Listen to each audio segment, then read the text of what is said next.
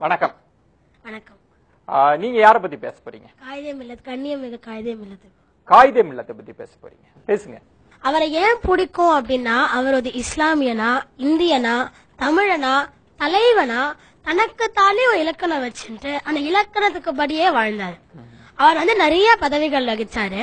அவர் Indian constituent அசம்பிளியோட ஒரு உறுப்பினர், முஸ்லிம் லீகோட தலைவர், சட்டமன்ற நாடாளுமன்ற உறுப்பினர் மற்றும் பல பதவிகளை வகிச்சார். அவர் இவ்வளவு பதவி வகிச்சாலும் அவர்கிட்ட எனக்கு ரொம்ப பிடிச்ச தன்மை எளிமை. அதற்கு ஒரு எடுத்துக்காட்டு சொல்றேன்.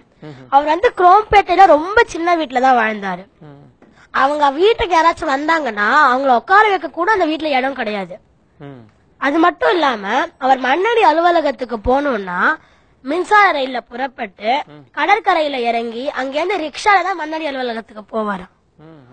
நிறைய பேர் அதற்கு கார் வாங்கி தரான்னு சொல்லி அதெல்லாம் அவர் மறுத்துட்டாரு. எனக்கு அதெல்லாம் வேண்டாம் அப்படின்னு சொல்லிட்டு. அப்புறம் நம்ம எளிமைன்னு சொன்னோம்னா அப்துல் கலாம் ஐயாவை தான் மெயினா பார்ப்போம். ஆனா இங்க என்ன அதிசயம்னா, அப்துல் கலாம் ஐயாவுக்கே எளிமையில இவரோட முன்னோடி அப்படின்னு நம்ம சொல்லலாம். தேவிக்குளம் பீர்மேடு அப்படின்னு 2 இடம் இருந்தது. அந்த 2 இடம் கேரளாவுக்கு போயிடும் அப்படின்ற நிலை வந்த போது காமராசர் அது இந்தியால தானே இருக்கு அப்படின்னு சொன்னாரு. அப்ப ஆனா காயிதே மில்லத் கடந்த தேர்தல்ல அந்த 2 இடத்துல ஓட்டுரிமை தமிழர்களுக்கு தான் அதிகமாக இருந்தது அப்படின்னு அதை நிரூபித்து அந்த 2 இடத்துல தமிழகத்துக்கே மறுபடியும் சேர்த்துட்டாரு.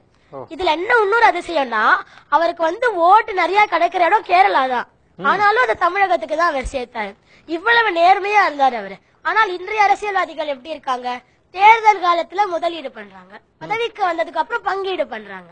அவர் கராச்சியில முஸ்லிம் லீகோட தலைமையை ஏற்ற போது அவர் பாகிஸ்தானோட பிரதமர் என்ன சொன்னாருன்னா, இந்தியால இருக்கிற முஸ்லிம்களுக்கு ஏதாச்சும் உதவி வேணும்னா நாங்க பண்ண தயார் அப்படின்னு சொன்னார். அப்ப காயிதே மில்லத் நீங்கள் ஒரு நாடு, நாங்கள் வேற்று நாடு, இதில் நீங்கள் தலையிட வேண்டாம்.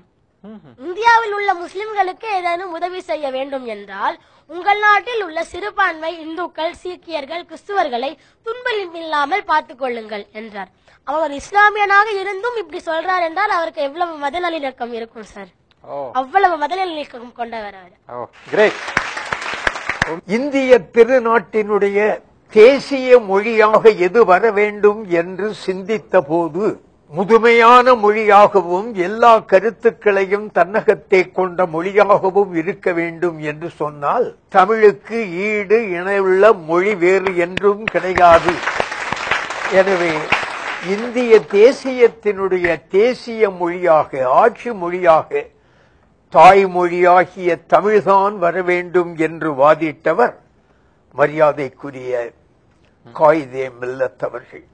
ஒரு காலகட்டத்திலே வேறு வழியில்லாமல் இந்தியாவுக்கும் பாகிஸ்தானுக்கும் சண்டை வந்துவிட்ட நேரத்தில் காயிதே மில்லத் என்ன சொன்னார் என்றால், பாகிஸ்தான், நீ எங்கள் நாட்டின் மீது படையெடுக்கின்றாய், எனக்கு பிறந்திருப்பது ஒரே மகன், இந்திய திருநாட்டுக்காக என் ஒரு மகனை உன்னை எதிர்த்து போரிடுவதற்கு நான் அனுப்புவேன். பெற்ற மகன் ஒருவனேதான், அந்த ஒருவனையும் இந்திய திருநாட்டை பாதுகாப்பதற்கு நான் அனுப்புவேன் என்று சொன்ன மிக அற்புதமான ஒரு இந்தியன். அடுத்து